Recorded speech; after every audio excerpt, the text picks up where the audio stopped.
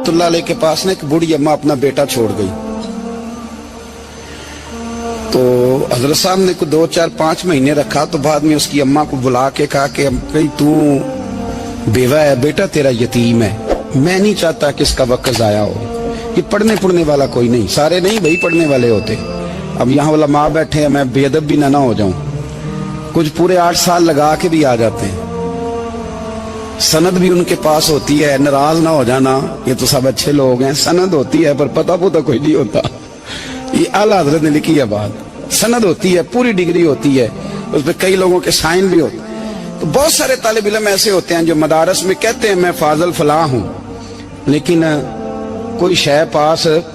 तो मौलाना सरदार अहमद साहब मुहद्दिस आज़म पाकिस्तान रहमतुल्लाह अलैह उस बूढ़ी को कहने लगे तेरा बेटा कौन देना है, पढ़ना पढ़ाना इसने कुछ भी नहीं, तो यतीम बच्चा है, कल को तू कहेगी कि मेरे बेटे ने वक्त जाया किया तो वापस ले जा।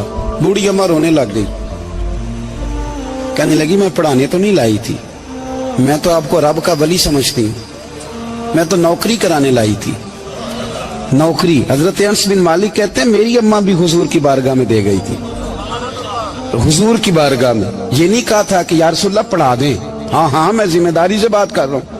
ये नहीं कहा था हुजूर मुजाहिद बना दें, ये थोड़ी कहा था कि या रसूलल्लाह सल्लल्लाहु तआला अलैहि वसल्लम से मुफस्सिर, मुहद्दिस, मुहक्किक, मुफ्ती बना दें। हजरत अनस की अम्मा कह गई थी सोनिया जब तक ये रहेगा ना आपकी नौकरी करेगा, ये घर के काम काज करेगा, ड्यूटी करेगा, हुजूर ये आपकी नौकरी करेगा। तो मेरे महबूब ने फिर दुआ कर दी, अल्लाह इसे बरकत अता फरमा। तुम समझता है खिदमत वाला खाली रह जाता है? जितना जायका खिदमत वाले को मिलता है, जो उसके नसीब में आता है, वो किसी का नसीब कहां भाई।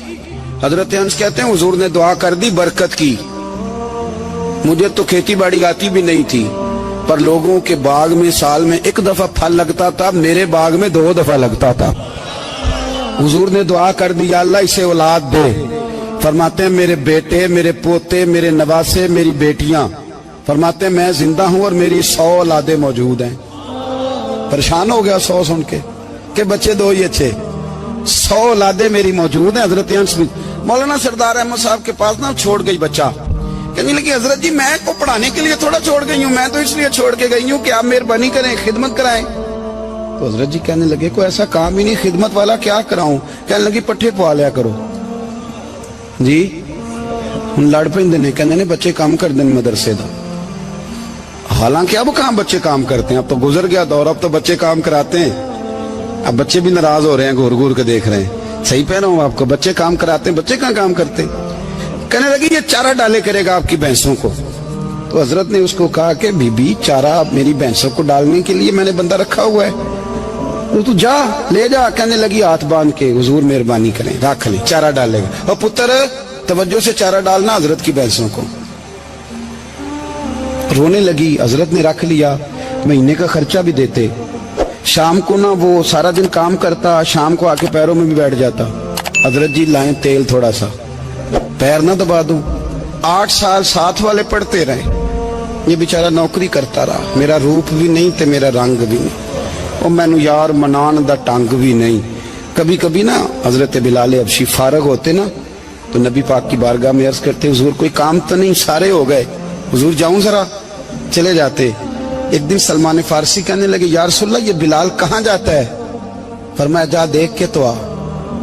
हजरत सलमान वापस आए तो आके रोने लगे, कहने लगे सोनिया जब यहाँ से जाता है ना तो जाके सैयदा फातिमा की चक्की पीसनी शुरू कर देता, बीबी साहबा के काम करने लगता है, घर में जाके स्नैन की ड्यूटी करता है, वहां भी काम यहाँ भी काम। वो चारा डालता रहा, उसने चारा डाला। हजरत मुहद्दिस आज़म की भैंसों को दस्तारे फजीलत का वक्त आ गया, सारे पगड़ियां सजा के आ गए, आज दस्तार होगी। ये ना पीछे होके बैठ गया, चूंकि पढ़ा ही नहीं था तो दस्तार का है कि दस्तार तो उसकी जो पढ़ेगा, हमने तो पढ़ा ही नहीं, हमने तो यार पढ़ा, घर पढ़ा, ड्यूटी करी। हजरत मुहद्दिस आज़म रहमतुल्लाह अलैह के यहाँ जब ऐलान होने लगा ना कि अब दस्तार होगी, तो हजरत ने पहला ऐलान उसका फरमाया। तो मजान वाला बंदा कपड़े भी कदी कदी बदल दे ना, वो कहता है जिस हाल में भी था मैं पलट के देखने लगा कि पढ़ा पढ़ाया तो है, कोई शय नहीं, तो ये माजरा क्या है। पीछे से उठ के आए तो कहते हैं बाकियों की दस्तार किसी आलिम ने की, किसी सूफी ने की, लेकिन ये भैंसों को चारा डालने वाला जब आया तो मुहद्दिस आदम ने फरमाया पगड़ी के बाल को कोई हाथ ना लगाए, ये सारी दस्तार मैंने करनी है। और फरमाते हैं हजरत बाल भी देते जाते थे और आंसू भी बहाते जाते थे, माथा भी चूमते थे और फरमाते थे दस्तार के बाद चला तो नहीं जाएगा यार, मुझे तो इबादत भी नहीं रह गई, मुझे तो चाबियों को भी नहीं पता कौन सी कहाँ रहती है, जाएगा तो नहीं तू? तो रो पड़ा, कहने लगा सोने जाए तो वो जिसके पल्ले कुछ है हो, आता जाता तो है कुछ नहीं, मुझे किसने रखना है, मैंने कहाँ जाना है, इधर कहाँ तो इधर ही रहूंगा। उस तालिब इल्म के सारे उस्ताद भाई कहते हैं उसने दस्तार कराई, पढ़ा पढ़ाया कुछ नहीं, पर जो मसला अड़ जाता था ना, वो जो अड़ जाता था ना, वो जाके उससे पूछते थे तो किताबें खोलने की जरूरत नहीं पड़ती थी।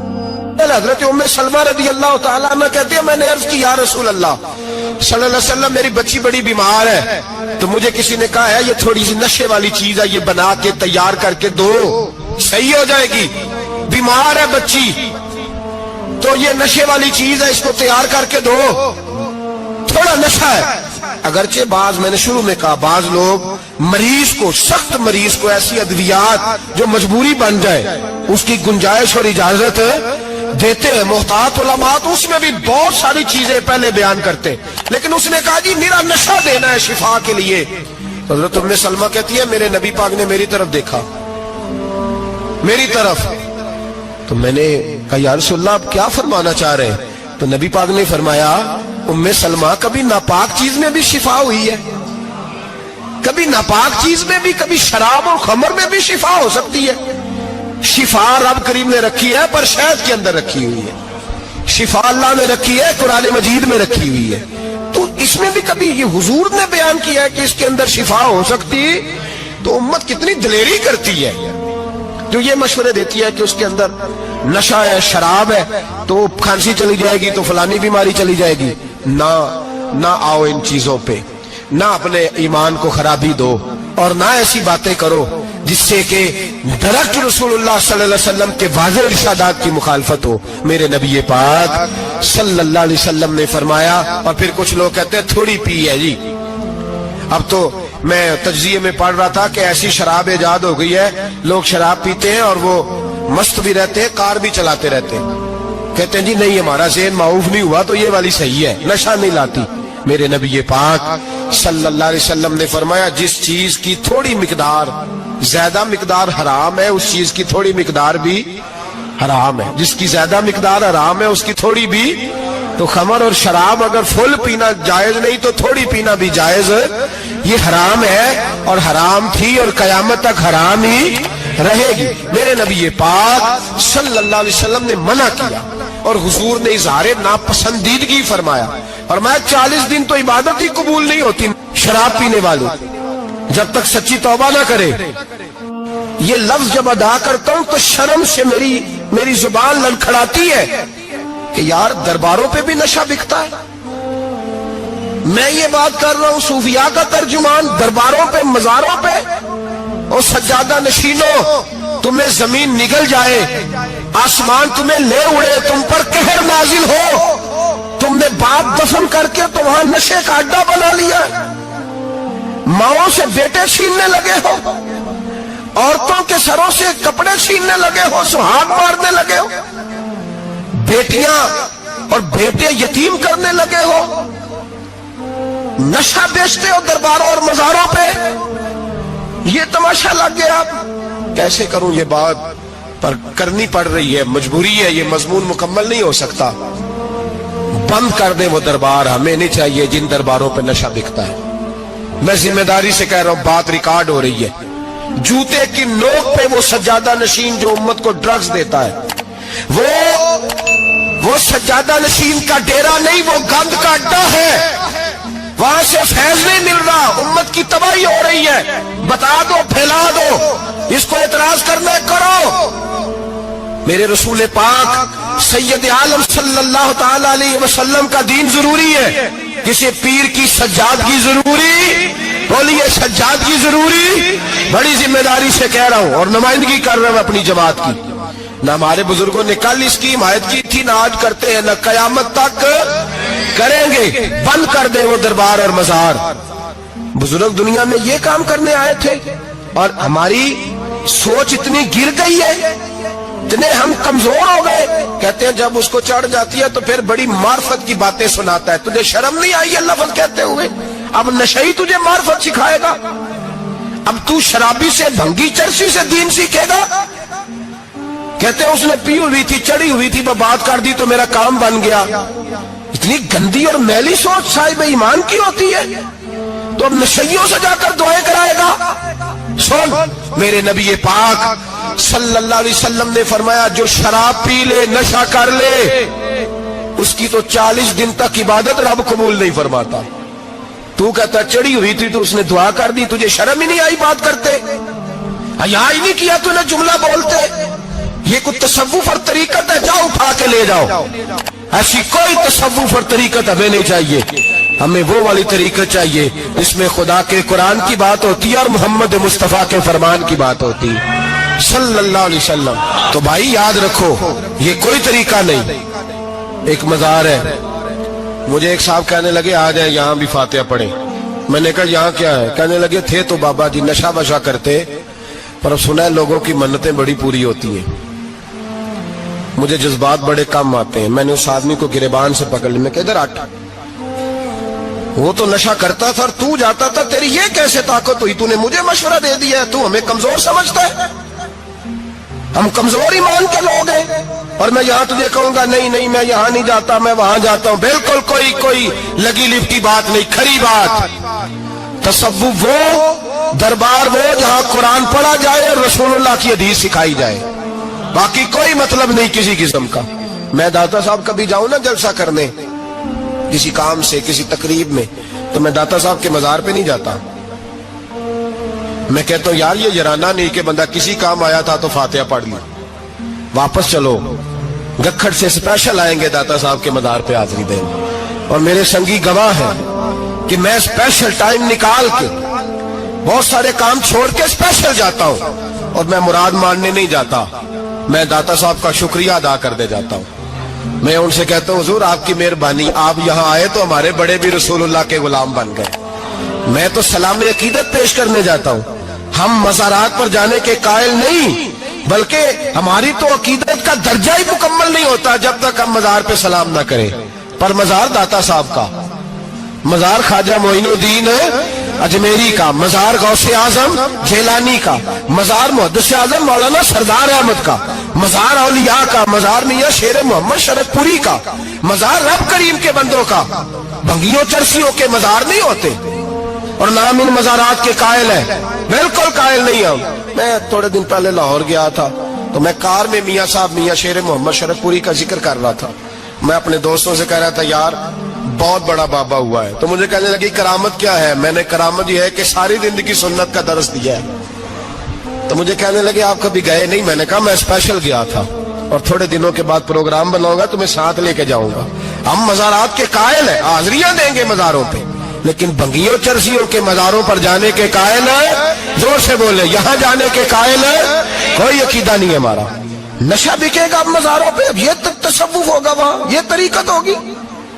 اور ملت پر رحم کھاؤ خدا را۔ اگر تمہارے قومی ادارے کہتے ہیں رپورٹ کرنے والے کہ 70 لاکھ پاکستانی نشہ کرتا ہے، تو کیا تمہیں یہ نہیں پتا کہ نشہ بیچتا کون ہے؟ کیا تمہیں یہ نہیں پتا کہ ڈرگز کا کاروبار کون کرتا ہے؟ اگر تمہیں یہ پتا ہے تو کیا یہ خبر نہیں تمہیں کہ ان رگوں پر یہ خون اتارتا کون ہے؟ میں اپنے بزرگوں سے معذرت کے ساتھ، نشے کا آغاز، ناراض تو نہیں ہو جائیں گے بزرگ، نوجوانوں کو میں لتاڑ لیتا ہوں لیکن بزرگوں کی عزت کرنا سنت ہے، تو میں بزرگوں سے معذرت کے ساتھ یہ یوں سمجھ لیے خوگرے حمد سے تھوڑا سا گلا بھی سن لے۔ نشہ سگریٹ سے شروع ہوتا ہے، سگریٹ سے۔ میں تمباکو کو حرام نہیں کہتا، یہ فتویٰ نہیں دے رہا۔ تمباکو کا حکم وہی ہے جو مولی کا ہے، جو کچے پیاز اور لہسن کا ہے، کہ آپ جب کھا لیتے ہیں تو منہ سے بدبو آتی ہے، تو آپ مسجد میں آئیں تو آنے سے پہلے مسواک کریں، منہ صاف کریں، پھر آپ آ جائیں۔ तो जायज है, मकरूह है लेकिन हराम। लेकिन तंबाकू से आगे जब हालात बढ़ते हैं, तजिया निगारों ने लिखा है कि हमारे पंजाब के कुछ इलाकों में अब सिगरेट से निकाल के ना, पहले भी भरते थे लोग उसमें बड़ा कुछ, अब पता है कि नया नशा इजाद किया, अब उसके अंदर चर्च भी भरते हैं और छिपकली को मार के सुखा के खुश्क करके उसको पीस के वो साथ नशे के मिलाते हैं, और उसका हाल ये होता है कि आदमी को ज्यादा नशा होता है, और कहते हैं वो इतना गंद है कि वो आदमी किसी को दांत भी लगाएगा तो वो बंदा भी बीमार हो जाएगा। क्या यहां लोग स्पिरिट नहीं पीते आपके मुल्क में? और हम कभी सड़क पे जाते हैं तो नशेई को देख के मजाक करते हैं, देखना मैं हारन लगाऊंगा तो गाड़ी के हारन से गिर जाएगा। लेकिन तुझे पता नहीं कि ये किसी मां का बेटा है, पता नहीं किसी बीवी का शौहर है। एक हमारे दोस्त हैं, बुजुर्ग हैं, उनका दामाद फौत हो गया, नशा करता था, तो मैं ताजियत करने उनके घर पहुंचा तो खड़े हो गए हाथ बांध के, कहने लगे हजरत साहब बाकी सारियां गल्लां छड़ दियो, सिर्फ नशे ते तकरीर करया करो। वो जब जीता था तो तब भी उसके बच्चे यतीम ही थे, यतीम ही थे। मेरी बेटी जब मेरे घर आती थी और मैं अपने पोतों के उतरे कपड़े उसे पहनने को देता था तो मेरा कलेजा फटता था। और मेरी बेटी उसकी जिंदगी में भी बेवा की जिंदगी गुजार रही थी, वो मेरी बहुओं के उतरे हुए कपड़े पहनती थी। कोई दुआ करो, कोई जलसे करो, ये लत खत्म हो जाए। और कहने लगा अब मेरे वो चला तो गया है, दादा दादी इसके पहले कोई नहीं, चचा है कोई नहीं, जब तक तो मैं जिंदा हूं इन नवासों को कोई रोटी का लुकमा, कोई कपड़ा मिल जाएगा। लेकिन सोचता हूं मैं बूढ़ा हूं, मर गया तो इनको कोई पूछेगा भी नहीं, कौन इनकी खबर। इतना जुल्म इस कौम से, इतनी ज्यादती, और आराम से लिखकर लोग गुजर गए कि ये 70 लाख है, इनका दर्द तो समझो, तकलीफ तो समझो। 7 फुट का सोना जवान और नशे का आदी है तो किसी नाली में पड़ा हुआ है। और मैंने कहा उस कौम के साथ इससे बड़ा भयानक मजाक क्या होगा। कोई दानिशवर था बड़ा जालिम, उस जालिम से कोई मशवरा लेने आया, उसने आके कहा तू बड़ा जालिम है, बड़े कड़वे मशवरे देता है, मेरा एक दुश्मन है, मैं उससे बदला लेना चाहता हूं, मेरा दिल करता है उसका बच्चा कत्ल कर दूं ताकि वो तड़पे। तो जालिम ने कहा उसे कत्ल न कर, वो तो उसका बाप 2-4 महीने रो के चुप कर जाएगा, फिर मैं सख्त सजा देना चाहता हूं, मशवरा दे। तो उसने कहा उसके बच्चे को नशे पे लगा दे, जिसका बच्चा नशा करेगा वो बाप रोज मरेगा, रोज जिएगा, वो मां रोज मरे जिएगी, नशे पे लगा दे। इस कौम के साथ सबसे बड़ा जुल्म ये हुआ कि मिल्लत का जवान नशे पे लग गया, ड्रग्स पे लग गया। इतने तबाह हालात हुए कि जवान चढ़ती जवानियां, अम्मा ने किताब दे के भेजा था और कॉलेज से वापस आए तो नशे के टीके हाथों में पकड़े हुए, टीके। और आपके इस मुल्क के इस्लामाबाद में एक दिन मीडिया ने वो खबर भी वायरल की और वो चीज भी दिखाई लोगों को, 3 महीने का बच्चा लेके नशई सड़क पे आ गया, उसने कहा मेरा नशा खत्म हो गया, मेरा बच्चा खरीद लो, 2 पुड़ियां दे दो। तो वहां बीबियां जो सुन रही थी वो भी चीखे मार के रो रही थी। ये जुल्म किया इस कौम के साथ, और करप्शन की लानत ने इजाजत दी सप्लाई करने वालों को कि गली गली भेजे, गली गली। इन्होंने कुछ थोड़ा जुल्म नहीं किया इन हुक्मरानों ने। और हमारी ऑपोजिशन, उसको न सिर्फ इतना पता है कि ये जाए और हम आए, इससे ज्यादा कोई गर्ज नहीं। भाई करप्शन के खिलाफ निकले हो तुम, नशे के खिलाफ किस दिन निकलोगे? जुए के खिलाफ किस दिन? कौम तो मर रही है नशे से, इसके खिलाफ मैदान में कब आओगे? सिर्फ इतना है कि ये जाए और हमारी बारी आए, इससे ज्यादा कुछ नहीं। जितने मुजरम वो है उतने ही तुम बनते जा। सवेरे सवेरे ना मेरी वालदा, आपको पता है देहातों में सामने भैंसें रखी होती थी, तो अम्मा जी यानी वो सवेरे उठ के दूध रिड़क के और फिर वो जब मुसल्ला बिछाती थी तब मैं समझता था कि ये तकल्लुफात हैं, क्योंकि जब बंदा पढ़ देता है ना फिर उसे गुंजाइशों का भी पता चल जाता है।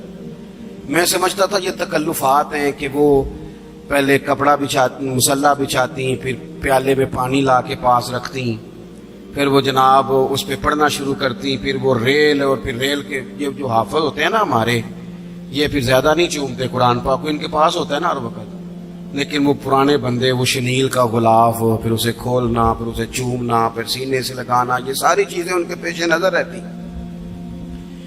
اماں جی نا وہ نماز پڑھ کے قرآن پاک کے کوئی 2-1 رکوع پڑھ کے پھر آواز دیتی، وہ تسی اجے بھی ستے ہو، میں دودھ بھی رڑک لیا، نماز بھی پڑھ لی، سبق بھی پڑھ لیا، اٹھ جاؤ نا، اب تو ٹائم تھوڑا رہ گیا نماز کا۔